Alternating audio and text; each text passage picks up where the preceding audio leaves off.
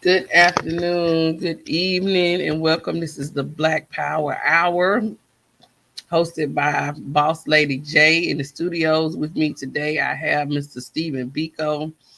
We were going to wait until Monday night to broadcast this, but the urgency and the need for him to get to the people's voices is right now. So, right now, I'm going to turn it over to Mr. Steven Biko, and you can listen to him yourself.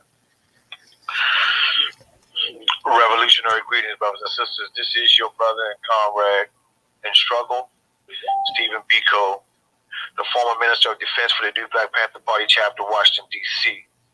I'm coming to you live from political imprisonment here in the state of North Carolina after a political frame-up by those who were agents of the state.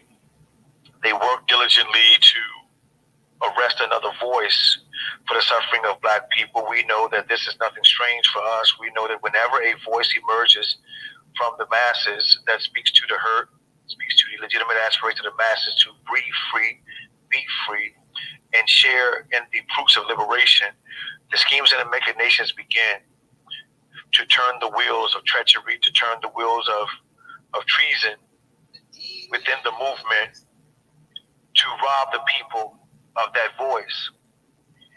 I am, at this point, set up on trumped up charges in the state of North Carolina, Pitt County that is, on a charge of robbery with a deadly weapon, which did not take place. But this situation was precipitated and set up by the current leadership of what they call the New Black Panther Party under Attorney Malik Zulu Shabazz's leadership. We have at our disposal information that points right to that leadership being in concert with law enforcement here to set us up and frame us up and arrest those who they felt were a threat to their leadership or their upstream of power within that organization. I don't want to get into the particulars of that case, but I want to speak to what is going on right here and right now within the movement. We know that whenever a movement emerges that speaks to our people's suffering, that movement is targeted. It's targeted by the government. It is targeted by rogue organizations. It is targeted by individuals who may not want to see that organization successful, may not want to see the people that those people are serving to get the services that they need. So, as I stated, machinations begin to surface that would rob those people of that kind of leadership. Such has happened at this stage. The United States government has issued an attack stratagem on every black organization that has brought itself to the forefront to serve as the vanguard of the struggle. Vanguard means a frontline position that serve as the front line of the struggle for national liberation. We're not just talking about local agendas, but we're talking about a national liberation movement. And the federal government under Trump and now under Biden has issued directives that certain leadership of certain organizations are to be rounded up. And when these leaders are rounded up, Operation Takedown comes into play. And Operation Takedown is a strategic new form of COINTELPRO. So we refer to it as Neo COINTELPRO. And certain organizations are targeted for antagonism, for agent provocateur behavior, focused reactionary behavior. And these things are aimed at destabilizing the apparatuses of those organizations. And through destabilization, they're able to infiltrate these organizations and take these organizations over and shift the organization's direction and its purpose to nefarious means. What is happening right now, we are witnessing a full-scale attack on Panther organizations all over the country. We are seeing it in the UK with Sister Sasha Johnson. She was shot. She was brutally attacked, and she is now beginning to recover from her injuries. We send our prayers to that sister. We have Panthers in Florida that were attacked by law enforcement. We have Panthers in Atlanta that were attacked by law enforcement. They followed me all the way from the state of Maryland through Washington D.C. all the way down to North Carolina, and in a setup, they captured me on trumped up charges. In a event that transpired with the entire plan to be to destabilize the Washington D.C. region, they believed that if they were to capture me and capture Imam Akbar and possibly Sister Janae, that they would be able to destabilize the entire Washington, D.C., Maryland, and Virginia region. Mm-hmm.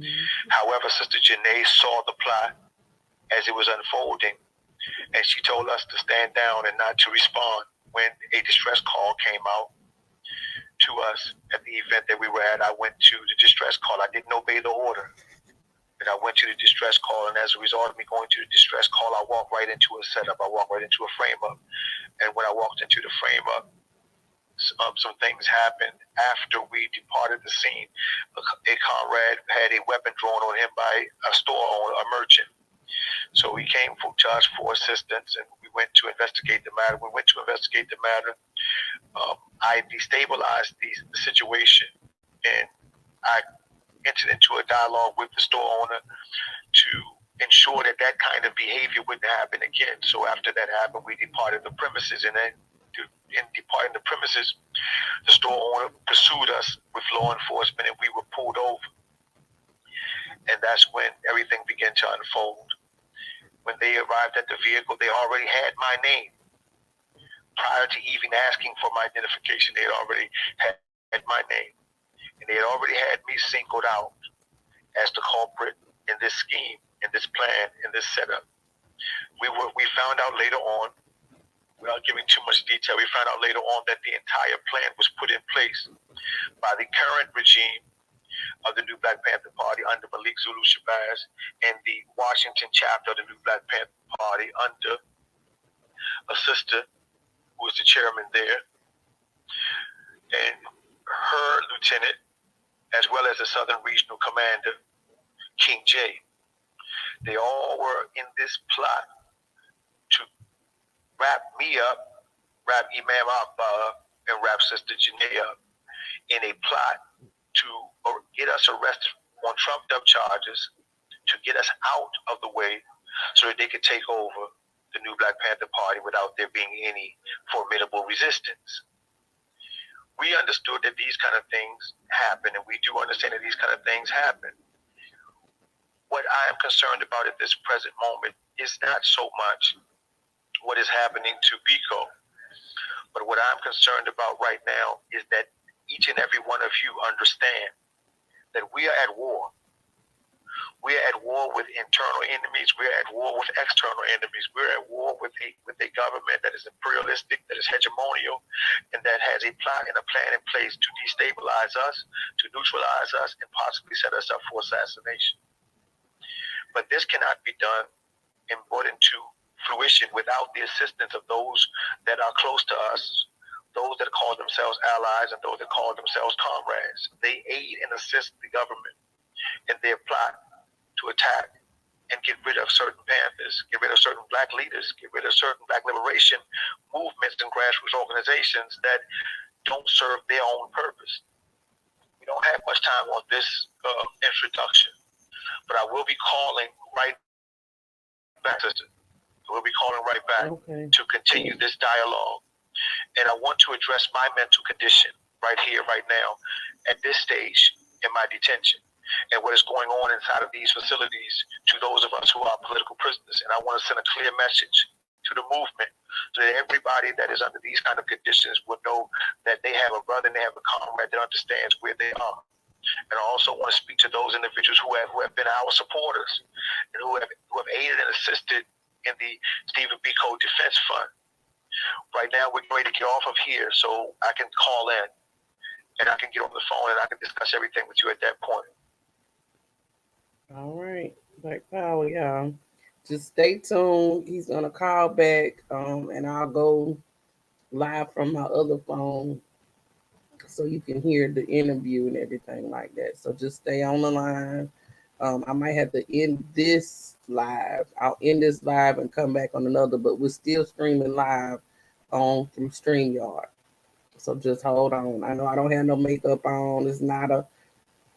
It's Saturday morning, you know what I'm saying? But this information is vital. We can't wait till Monday. Monday they might have enough time to sabotage the broadcast. So we went on and did it today. So just hold on. Hold on until he calls back. I wish he just called back on the home waves so I don't have to give up my live stream.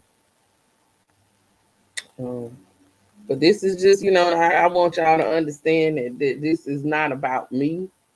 It's not about Steven, but it's about all of us. We are all in danger. Everybody that considers themselves to be a revolutionary at this point is in grave danger. Okay, this uniting that was allegedly happening was a deliberate setup. Okay, I'm gonna have to end this one, and I'll come back. Okay.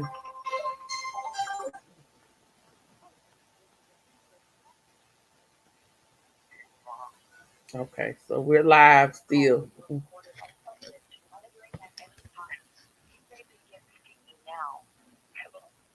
Okay, hey, can you hear me? Yes, I can hear you very clearly. Okay, all right. We're still live streaming on StreamYard, but he's on the phone now. So go ahead. You got a little bit more time on the phone than the video call. Go ahead. Yes, ma'am. Yes, ma'am. Mm-hmm. Okay, what I want to get over to our people is this: that when we are in the struggle, we understand that a part of the struggle means that you may be arrested, you may be tortured, you may be captured, kidnapped, and sometimes even killed. But we understand that all of these elements go along with the life of a revolutionary. That's right. We understand that we must be mindful of the fact that our training as revolutionaries, our training should be such that allows us as men and women to understand that we have to hold the line, because this is not an individual struggle. This is a struggle for an entire people's liberation. And we have to understand this, that there are certain rules and guidelines to this. Mm-hmm. See, revolution is scientific. And our struggle for liberation is a protracted struggle. Oftentimes we fall and we fail because we are looking for a microwave solution to a range of a problem. We didn't get in this condition overnight. This condition came to us by way of colonialism over a 400-year period. Now we're faced with what is called neo-colonialism. Colonialism, the scientific process of colonialism. So we're faced with capitalistic gains on the part of the oppressor. That's why we were born here as slaves. We weren't born here as slaves because we were black. It wasn't just an attack on Africa. We were born here as slaves because there was a capitalistic enterprise being brought to birth that they needed a body that was strong enough to carry the burden to build up an industrial system. Right. Okay. I'm just trying to get the line up your photo as you speak. Go ahead, brother. Yeah. So what happened with this system is that it moved into a class system. And when it moved into a class system, not only moved into a class system, but it moved into a system of strategic oppression aimed at monetary gain. And when that came into place, the class system created what we call institutionalized racism. That's right. Institutionalized racism is when you subjugate a particular people for the advancement of another. Mm-hmm. So when these schemes or these machinations begin to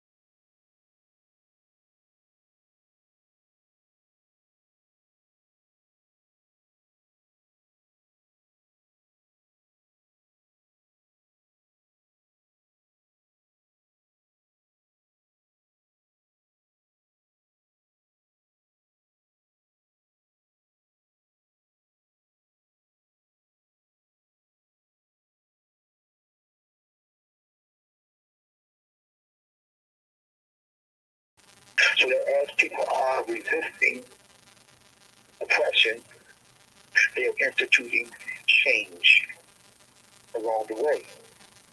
But this can't happen if we're not geared towards programs and organizations that facilitate and foster those needed changes.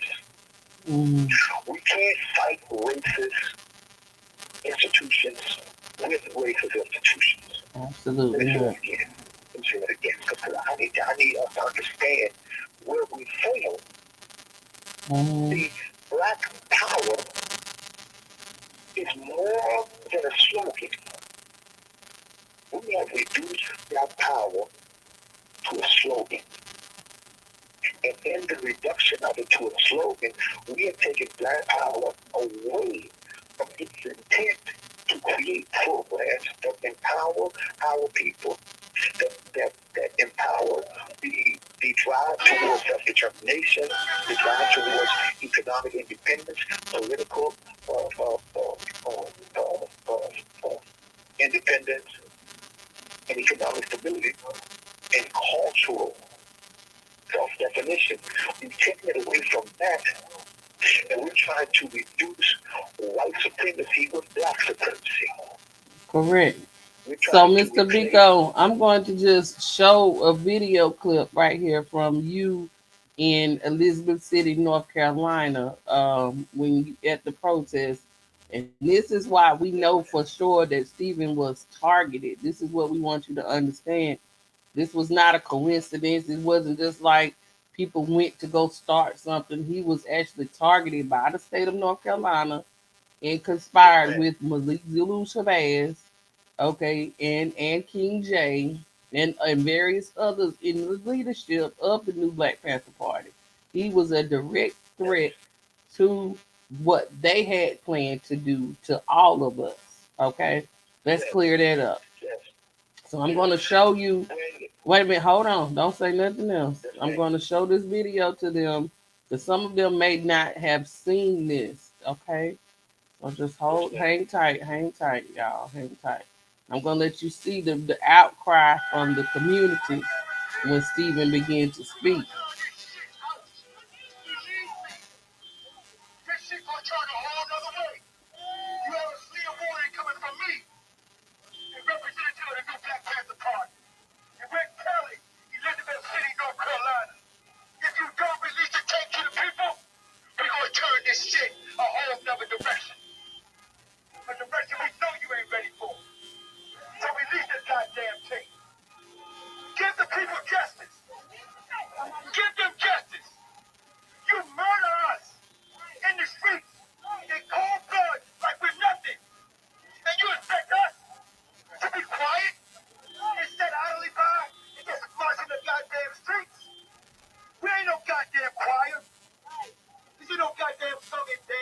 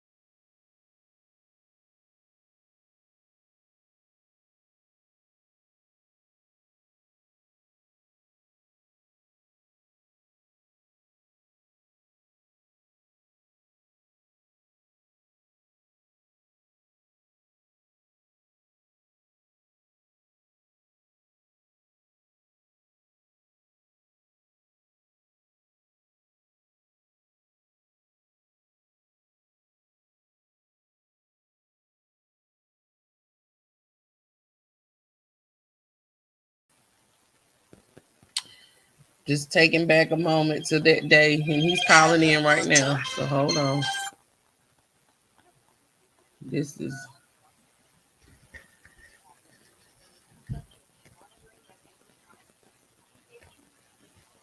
okay. If it's okay, let me try to get it as close to the mic as I can. Okay, Okay. we just finished your video from Elizabeth City, and I'm glad you played that. let's talk about some development since Elizabeth City. Yes. What was going on behind the scenes? Because people think it all fell out in Tulsa. They want to blame it on the Tulsa unification. That was not the case. No. So No, you that's not tell what them transpired. what was going on. Go ahead. Okay. I'm Yes, gonna be ma'am. quiet. Okay, what happened was this.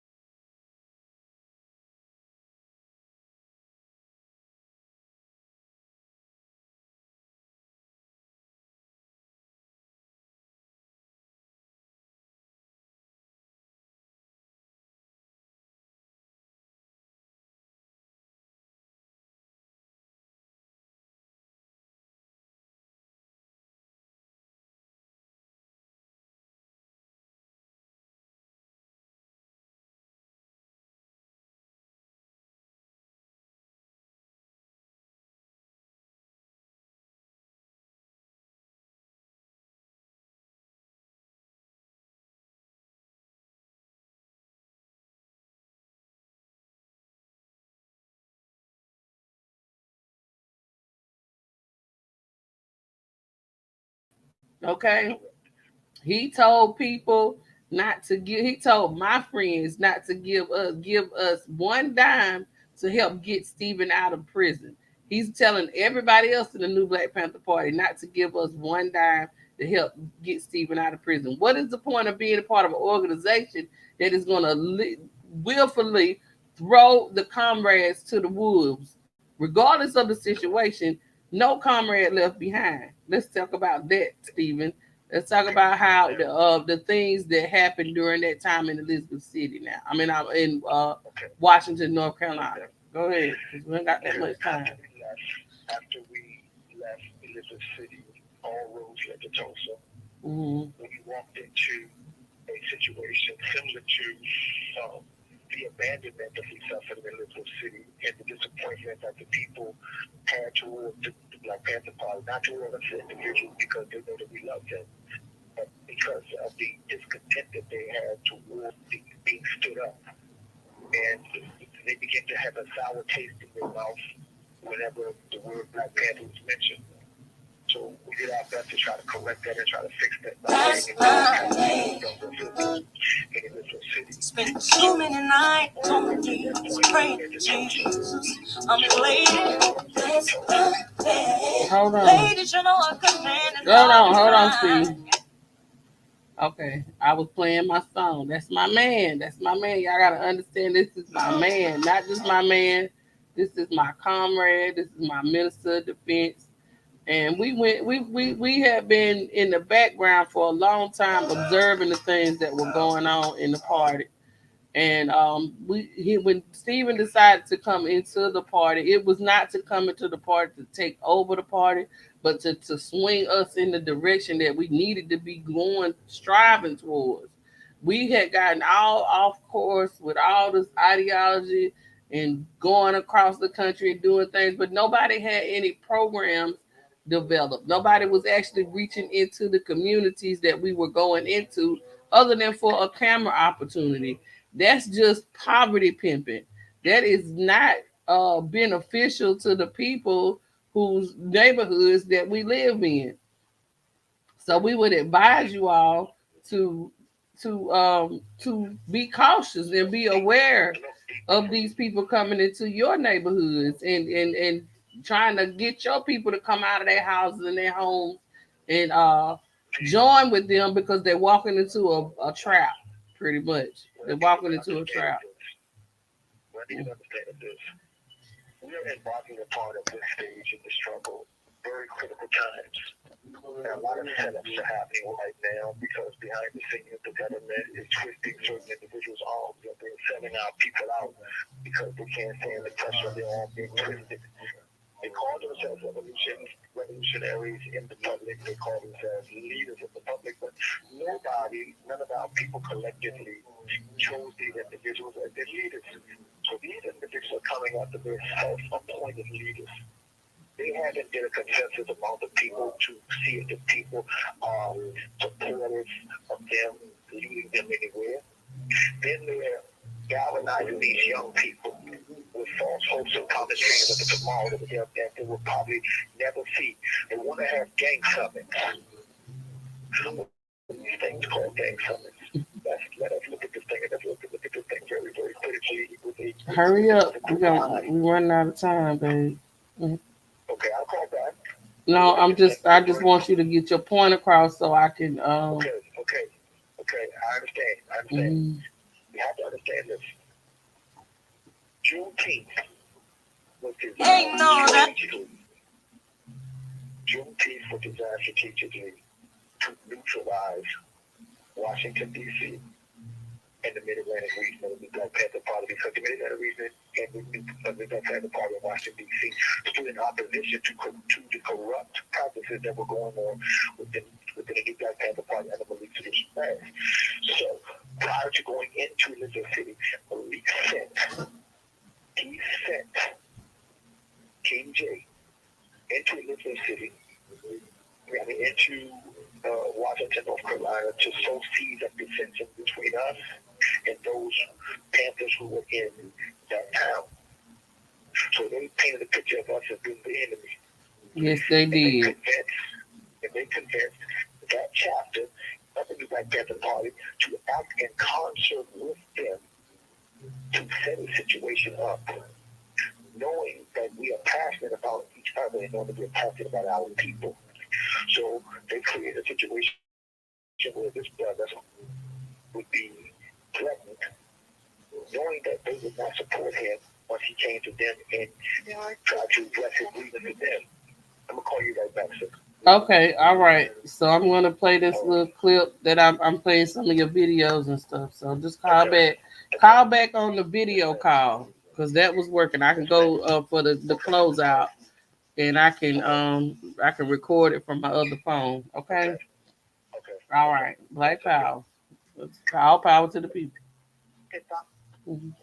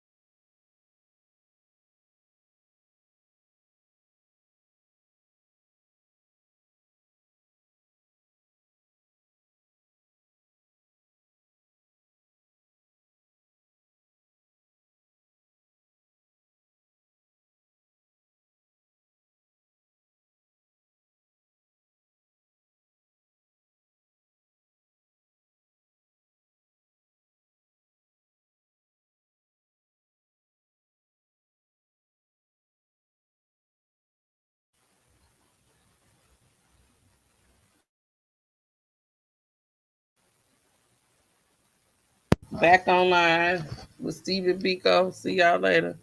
I got my no. Turn that light back on for me. Turn the light back on for me. Yeah. My security is here. Personal security in the building. Okay. See y'all guys later. Okay. Mr. Biko, let me go live once again. So just hold on. And we're gonna let you close out. And state with your case as far as what's going on and with the future. Even in your absence, the work still continues. So what do you plan on doing going forward um, in your position, in your status as a revolutionary? Because you are a political prisoner at this point. To tell us about what they're doing to you, the tactics they're using in prison at this point. Okay, what's happening right now is that they're using various draconian tactics on us and here, sleep deprivation, using privileges, the restriction of privileges as a means by which to try to bring individuals into what they believe compliance means. They've also stopped individuals from being able to send me money or put money into my canteen account online, right? Interfering with me being able to get hygiene products and things of that nature, commissary and things of that nature. I've also placed two motions into the court. One motion is for a change of venue because it was stated by a sheriff here that I would never be able to get a clear-cut, fair trial here in North Carolina, nor will I make it back to Washington, D.C. This was stated by law enforcement. So I filed a federal habeas for a change of jurisdiction and for my case to be put into federal custody so that I can get a hearing before a federal judge, right, on these charges. and brought back to Washington, D.C. What happened as a result of that was this attorney that they gave me, this court-appointed attorney they gave me, withdrew both motions.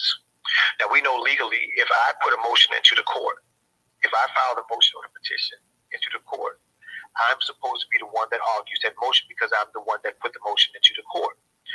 This attorney that they gave to me has not seen me since he was appointed. He was appointed in June, 2 days after I was taken into custody. He was appointed to me at the first court appearance, and I haven't seen him yet. But he's went into court on the 7th of July and on the 21st of July, and withdrew both of the motions that I put in. I also put a motion in for a bail review because they had me on a $250,000 bail, right? And they allowed him to withdraw both of those motions. Each time that the sister, Queen Sister Janae, makes an attempt to try to reach this attorney through email, through telephone calls, whatsoever, he does not return emails. He does not return phone calls. I've had my family members call him, and he doesn't respond whatsoever.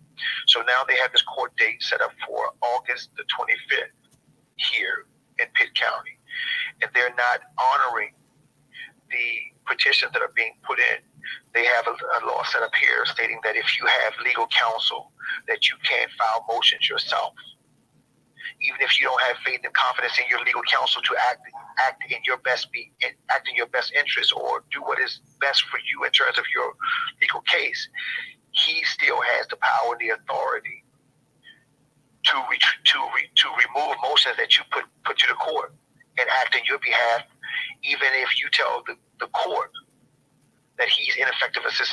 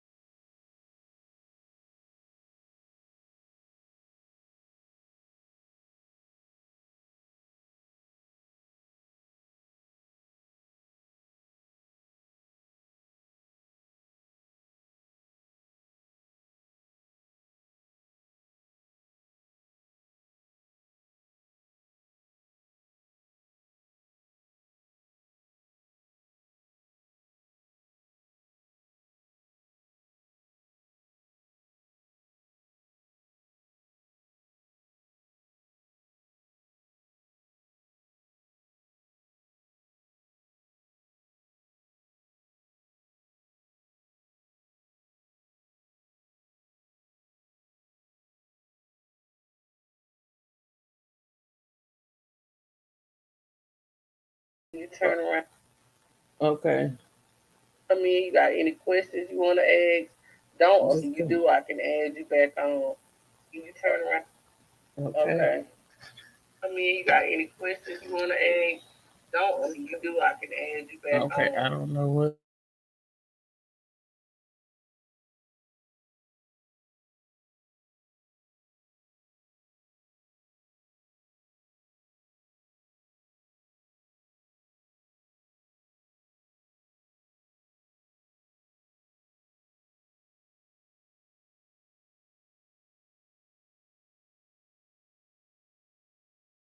Click on it right here.